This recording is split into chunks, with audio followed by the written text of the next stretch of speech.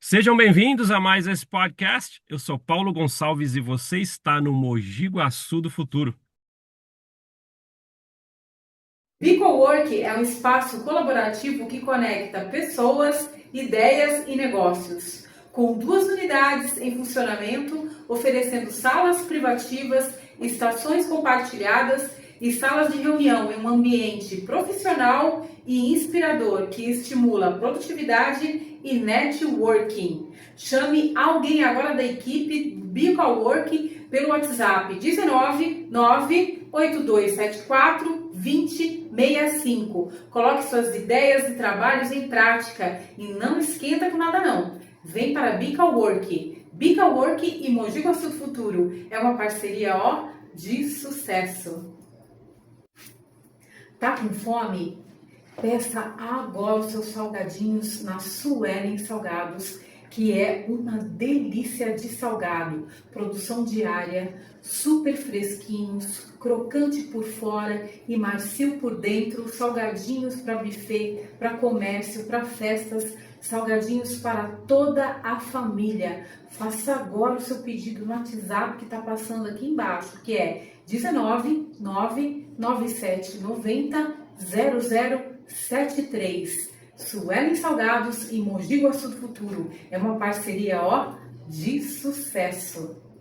Vocês conhecem a Rota? Eles atuam com assistência técnica especializada em celulares, notebooks, tablets, PC, videogames de todas as marcas e grande variedade de acessórios de celulares e informática, capas, películas, cabos, carregadores, suportes. Para todos os serviços, corre para a Rota, que é excelência especializada em celulares, informática e acessórios. E o endereço da Rota é Avenida Mogi Mirim, 883, bairro Areião, Mogi Guaçu. E eles contam também mais com 2 filiais aqui em Mogi Guaçu. E elas se encontram nos 2 supermercados Ponto Novo. Chama agora eles no WhatsApp que está passando aqui na tela e resolva todos os seus problemas com esses equipamentos.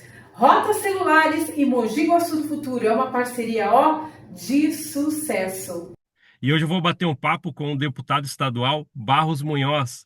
Fala, Barros Munhoz, tudo bem, meu amigo? Tudo bem, Paulo? Prazer muito grande usar dos seus microfones para falar a Mojimirim e a toda a nossa região. Estou à sua disposição. Pô, que legal, Barros. Você é uma pessoa que é muito requisitado, né, para vir aqui no podcast. A gente falou com alguns colegas seus, né, na área política, e muitos falavam, Barros, Barros, né, e a gente conseguiu, pô, que legal ter esse momento com você aqui. Deputado, a gente vai falar um pouquinho, né, da sua empreitada novamente que você está buscando, toda a sua trajetória. Só que eu preciso fazer a pergunta que eu faço para todo mundo que já veio falar com a gente que mais de 120 episódios. Vamos lá. Quem que é o Barros Munhoz por trás, antes do político? Quem que é você? De onde você veio? Suas formações? Para quem tem essa curiosidade, assim como eu. Quem é você, meu amigo? Pois não. Olha, eu sou filho do Caetano Munhoz e da dona Vilma Toledo Barros Munhoz. Para você entender bem o que aconteceu com a minha vida, a família do meu pai é toda de políticos. O Caetano José Munhoz veio da Espanha para eh, o Paraná, aqui no Brasil, e já entrou na política. E houve uma época em que o Paraná teve 3 Munhoz governando o estado. O Bento Munhoz da Rocha, que inclusive foi tido como o melhor governador da história do Paraná, foi quem revolucionou o Paraná. E mais 2 primos, eram um triunvirato de Munhoz. E depois isso prosseguiu e chegou até Santos, onde o meu avô foi político também. E meu pai veio para Itapira e foi político, 2 vezes prefeito de Itapira. Por parte da minha mãe, a minha história começa com Prudente de Moraes. terceiro presidente da República do Brasil, que na verdade se chamava Prudente José de Moraes Barros. Então, o meu nome é Barros Munhoz. Barros do Toledo Barros, que era a minha família. Meu avô foi 3 vezes prefeito de Limeira. Então, tudo isso que eu estou te falando, Paulo, é para dizer que eu nasci no berço da política. Política, que eu cunhei uma frase para dizer o que é a política. Política é a mais sórdida das profissões, quando utilizada para fins espúrios. Por exemplo, roubar, fazer coisas condenáveis. Mas é a mais nobre das artes, a arte de servir. Então, desde criança, eu acompanhava os comícios do meu pai. Meu pai foi 2 vezes prefeito de Itapira, Caetano Munhoz. Então, eu vivo a política como ela deve ser. A política do bem, de fazer o bem, de melhorar as coisas, de melhorar, sobretudo, a vida das pessoas. Então, essa é a minha origem, por parte de mãe e por parte de pai. E agora, desde 1976, eu estou oficialmente na política. Faz 50 anos.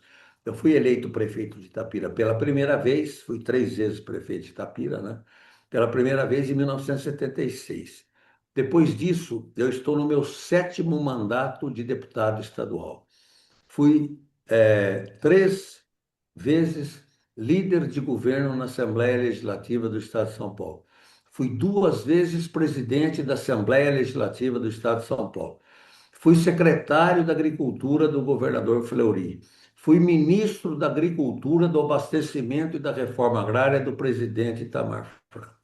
Esse é o meu histórico. Voltei à política e agora estou no 7º mandato. E a região me instou como o deputado da região, de Mojimirim, de Mogi Guaçu, de Itapira, de Estiva Gerbe, de Conchal, da nossa região. E sou também do Circuito das Águas e também da Média Mogiana. Poxa, que legal. A trajetória dá para ver Esse que é é o longa, né? caso Munhoz. Isso. É longo, é bem longo. Olha que legal. A gente está falando de 50 anos na política, que fez esse ano, né? Né, de É 76. verdade. Esse ano. E Esse ano. se a gente pega você, político inicial, lá em 76, e coloca você agora em 2026, o que que você acha que mudou desse tempo? Como o Barros Moyos novinho na política ia encontrar uma política se colocasse você aqui agora? Mudou muito a política? Como que tá essas coisas? Como que você encararia o Barros Moyos lá de trás agora? Paulo, a gente atravessou caminhos bem complicados, mas eu diria que a política piorou, e muito. A gente viveu momentos difíceis, vivemos momentos, inclusive, de ditadura. Isso foi uma fase boa, uma fase ruim. E uma fase melhor ainda, por exemplo, quando começou o governo Fernando Henrique. O próprio governo Lula, o seu primeiro governo, não foi ruim. Não foi ruim. Tanto que ele foi eleito de novo. E tanto que ele elegeu a sua sucessora. Eu acho que houve uma melhoria muito grande da política. Mas depois descambou. Está muito ruim a nossa política, mas catastroficamente ruim. Aí você pode perguntar para mim, então o que você está fazendo aí? Você já está há 50 anos na política e você veio falar que está catastrófico. Eu gostaria que não estivesse. E também acho que a gente não deve desistir. A gente deve perseverar. Está ruim, péssima. A política brasileira está catastroficamente péssima. Então a gente tem que fazer o quê? Continuar na luta. Porque se tem muita gente podre na política de hoje em dia, tem muita gente, graças a Deus, em maior número, boa na política, querendo fazer a boa política. Que é fazer o quê? Servir. No meu caso particular, a marca maior é que eu sou defensor dos municípios.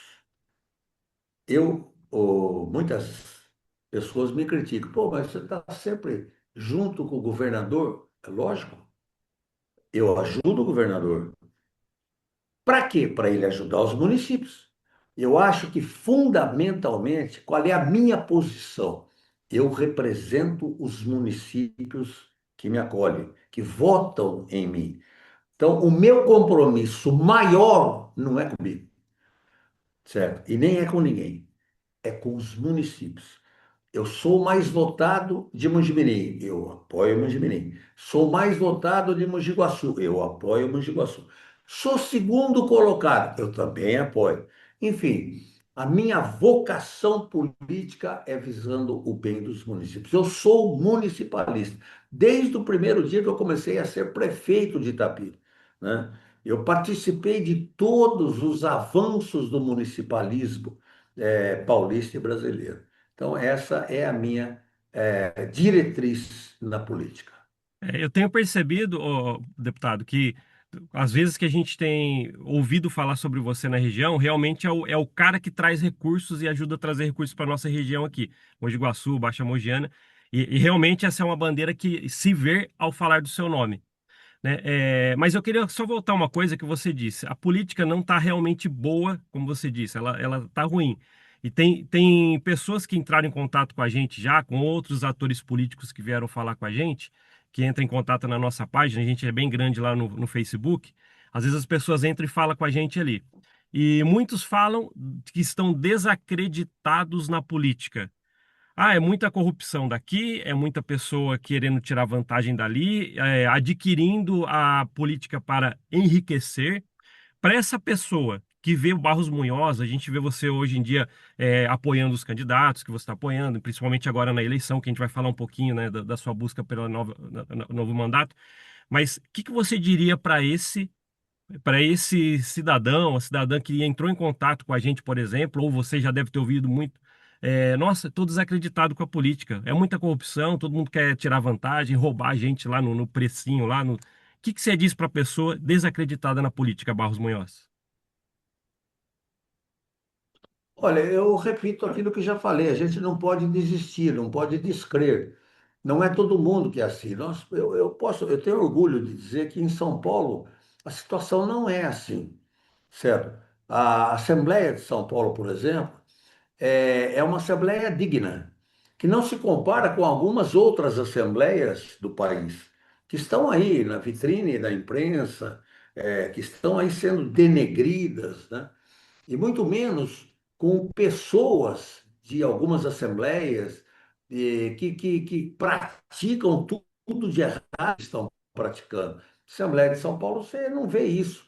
Você viu um ou outro caso, certo? Que não é da gravidade de roubar, de fazer isso, de fazer aquilo. Não, graças a Deus, São Paulo não passa por esse estágio da política brasileira. Graças a Deus, certo? Tem falhas, tem, como toda a política brasileira, como toda a política brasileira. Mas São Paulo é um exemplo, inclusive com o seu governador. Nós temos um governo efetivo, um governo para frente. Tem falhas? Tem, como todos os governos, mas está aí. O governador está na iminência de ser eleito no primeiro turno. Todas as pesquisas estão indicando isso. Eu se eu tivesse que apostar, eu apostaria, sem nenhum problema. O governador Tarcísio vai ganhar no primeiro turno. Então, isso é sintoma, porque a população não é boba, a população sabe julgar, certo? Então, a maioria das trambicagens, de tudo isso que as pessoas falam, e é verdade, no Brasil, certo? Não acontece em São Paulo, graças a Deus. A Assembleia de São Paulo, o André do Prado, por exemplo, é um presidente exemplar. Paulo, eu fui presidente da Assembleia e fui duas vezes. Pela primeira vez na história da Assembleia. Eu fui de terceiro e quarto ano de um mandato e depois primeiro e segundo ano de um novo mandato. Isso foi uma inovação na Assembleia Legislativa de São Paulo. Foi a primeira vez que se fez isso. Muito bem. O Cauê Macris também foi duas vezes. Por quê? Porque foi bom, porque foi um bom presidente, senão não seria duas vezes. E o André do Prado está sendo duas vezes também um excelente presidente. Então, eu acho que a gente pode até se orgulhar da política paulista. Tem seus problemas? Tem.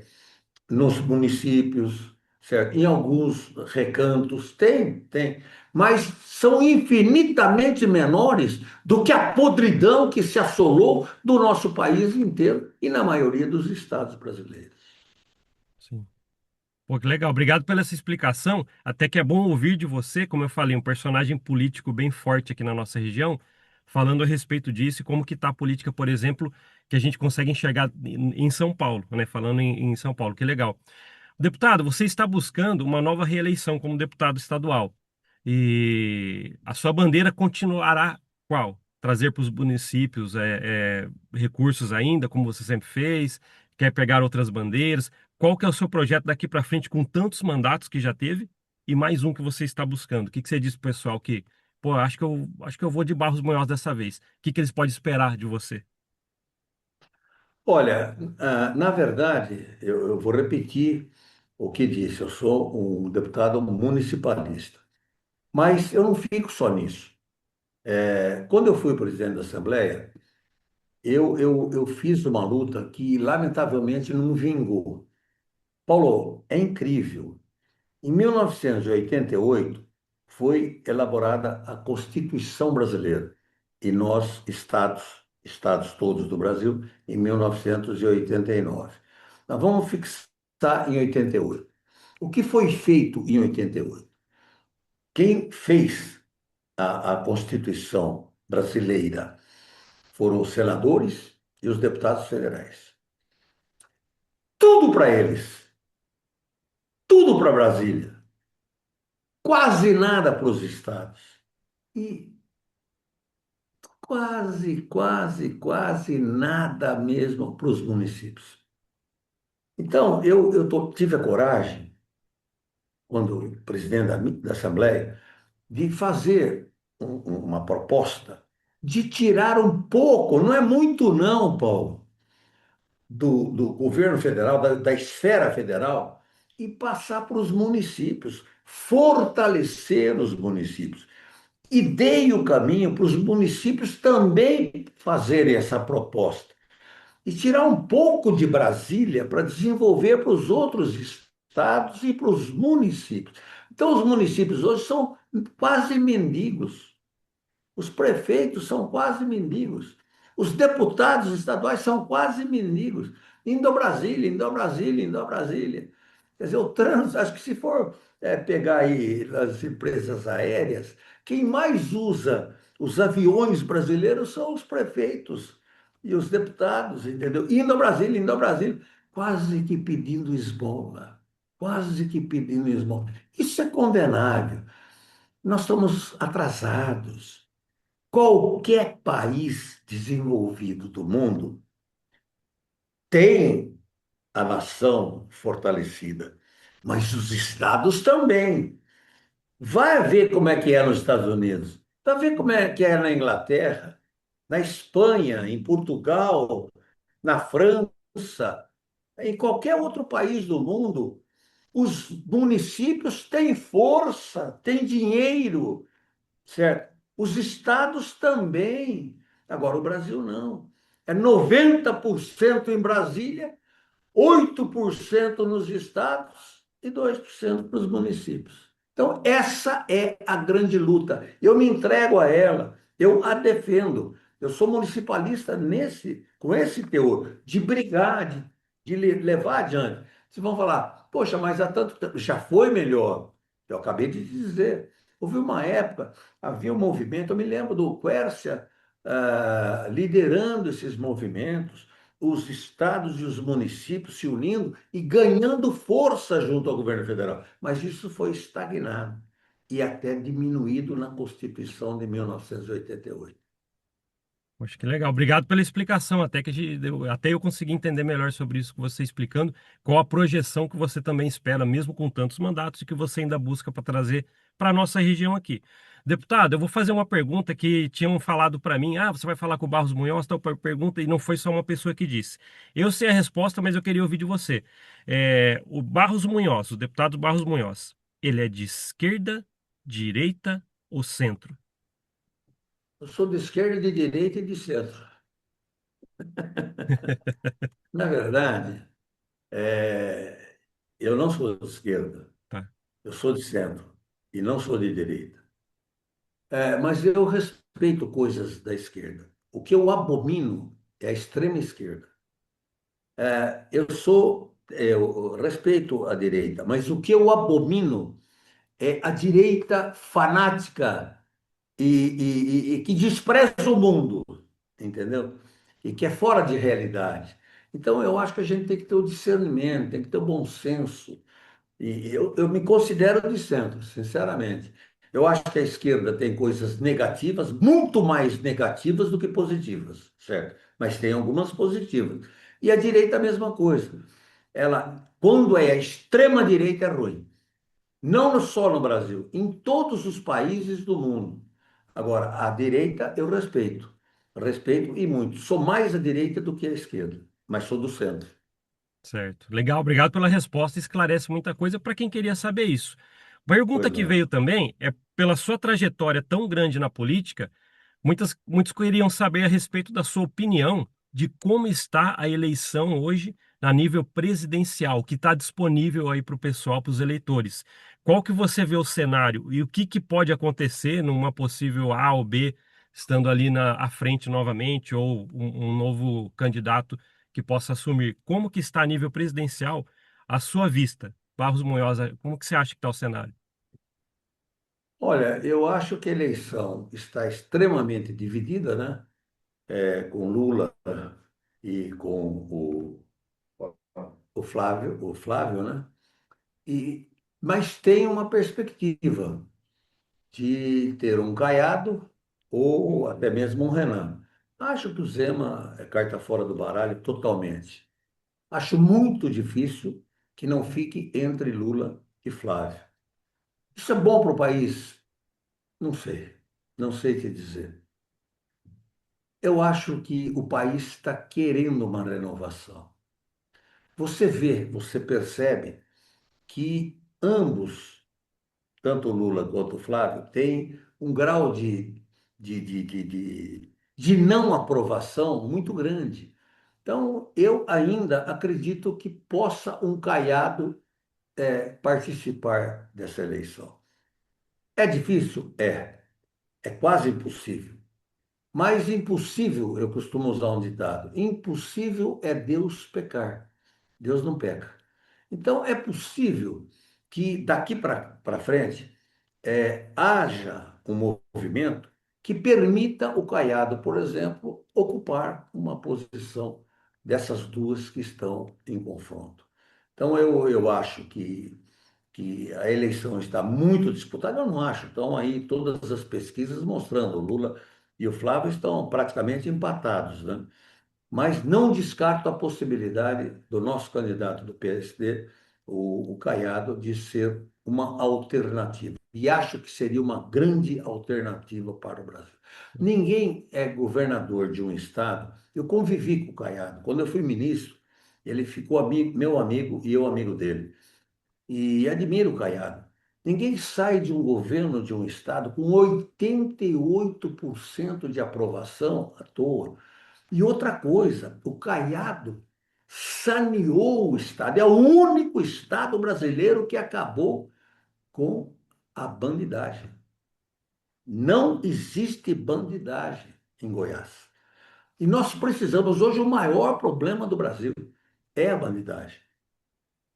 As pessoas falam assim, não, o PCC e o CV vão tomar conta do Brasil. Paulo, isso é a coisa que mais me dói. Eles já tomaram conta do Brasil. Eles não vão tomar. Eles já tomaram conta do Brasil. Essa é a triste realidade que o nosso país está vivendo, Paulo. Então, quando você pergunta, mas não é de desanimar, a política não está. Não, agora é que é hora da gente enfrentar. É a nossa obrigação com o nosso país. Será que é isso que nós vamos entregar para os nossos filhos, para os nossos netos? Um país apodrecendo, apodrecendo, a expressão correta é essa, muito triste, muito dolorida. O Brasil é o melhor país do mundo, Paulo. Deus me deu a possibilidade de visitar quase que o mundo todo. Eu fui aos Estados Unidos, eu fui à China, eu fui à Rússia, eu fui à Inglaterra, eu fui a quase todos os países europeus a serviço de São Paulo ou do Brasil, certo? E é incrível, incrível. Vejam, na agricultura, eu comecei junto com Alisson Paulinelli, com Roberto Rodrigues, um movimento que valorizou o agronegócio. O agronegócio estava lá abandonado, certo? E ainda está em muitos lugares.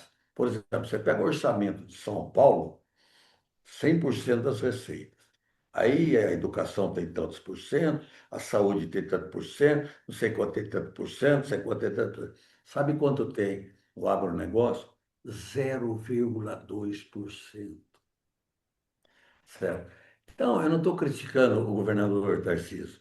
Eu estou criticando os governadores que nos levaram a essa situação. Quando eu fui secretário da Agricultura, Paulo, o governador Fleury me convidou e eu falei, governador, tudo bem, só que eu não quero 0,3% de participação do orçamento do Estado para a Secretaria da Agricultura. Se o senhor quer que eu seja secretário, nós vamos progredir e vamos deixar no mínimo 2%. Não é um absurdo nenhum, certo? Mas a gente ficou para trás. O Paraná deu de 10-0 na gente.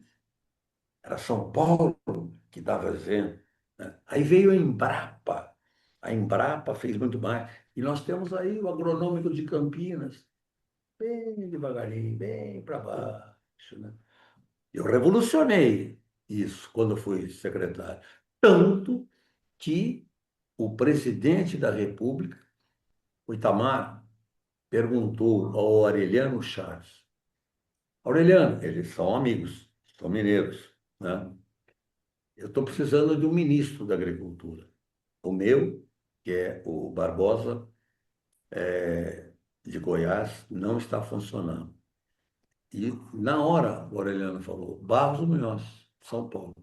Eu sou advogado, eu não sou agrônomo, eu não sou veterinário, eu não sou zootecnista. Mas por que me acolheram? Porque eu defendi o agro, e o agro é o sustentáculo do Brasil. Por que que o Brasil cresceu de novo? Por que que o Brasil se impôs à comunidade do mundo todo pelo agronegócio? Esse é o sustentáculo do Brasil. E hoje está em decadência.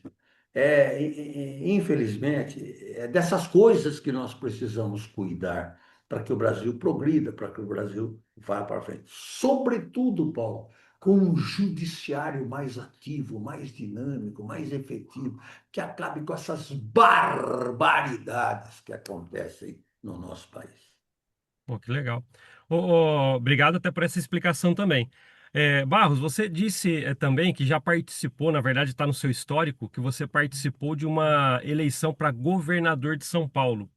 E você teve uma votação bem expressiva. Como é que foi essa época? Só conta o pessoal pleiteando o governo de São Paulo. Como é que foi essa época? Então, eu, na verdade, fui levantado como candidato a governador pelo agronegócio e pelos prefeitos. Porque, como eu tenho dito, eu valorizo os municípios. Então, quando secretário, eu também falei para o Fleury, Fleury, eu preciso de 20 milhões de reais por mês para distribuir aos municípios agrícolas, aos municípios que defendem a agricultura. Então, eu fui me projetando como secretário de Agricultura e os prefeitos é que se levantaram. O Quércia era candidato a presidente em 1994, né? E ele queria, para candidato a governador, o Michel Temer. O Fleury, governador, queria para candidato a governador o Bolsinhas, que foi um secretário dele e muito efetivo. E o agronegócio e os prefeitos queriam para candidato a governador o Barros Munhoz. Aí o Fleury e o meu Deus do céu, Covas. não. Eles se reuniram Uhum. Quarto. e resolveram o seguinte: na verdade, o nosso candidato deve ser o Barros Munhoz. Eu fui candidato. Mas aí o MDB estava em pleno declive. Tanto que o doutor Ulisses Guimarães teve 2 ou 3% da votação para presidente da República. O Quércia teve 850 mil votos e eu tive 1.500.000 votos. Então, eu fui mal, fui quarto colocado diante do declínio do MDB no estado de São Paulo. Entendi. Obrigado por esse, porque muita gente perguntou, ele já foi candidato? Sim, já foi candidato a governador. Então, legal você ter falado sobre isso. Deputado, eu queria partir agora para a parte do finalzinho do nosso papo aqui. Sempre peço uma consideração final para o nosso convidado. O que você quiser falar. Aqui, muita gente de Mogi Guaçu assiste a gente, Mojimirim, né? Mogi Guaçu do Futuro, a gente está esses anos todos trazendo pessoas para conversar, empresários, músicos e atores políticos como você, né? Trazendo suas perspectivas.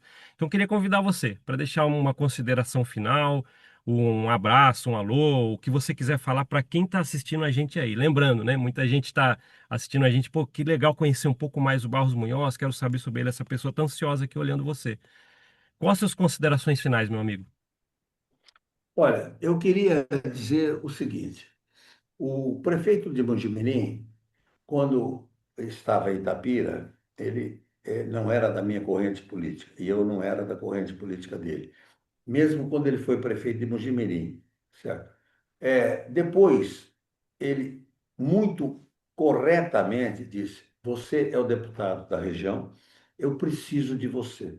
Falei: Ô Paulo, eu fico orgulhoso de receber esse seu comunicado e conte comigo. Então, como que eu faço? E a mesma coisa aconteceu com o prefeito de Mogi Guaçu, certo? O Rodrigo, da mesma forma, eu preciso que você nos ajude. Então, eu tenho uma relação de irmão com os prefeitos da região, exceto o prefeito de Itapira, que adota uma posição totalmente contrária à minha. Respeito, é um direito dele, certo? Mas atuo em favor de Itapira também, sem dúvida alguma. Então, como eu te disse, sou municipalista.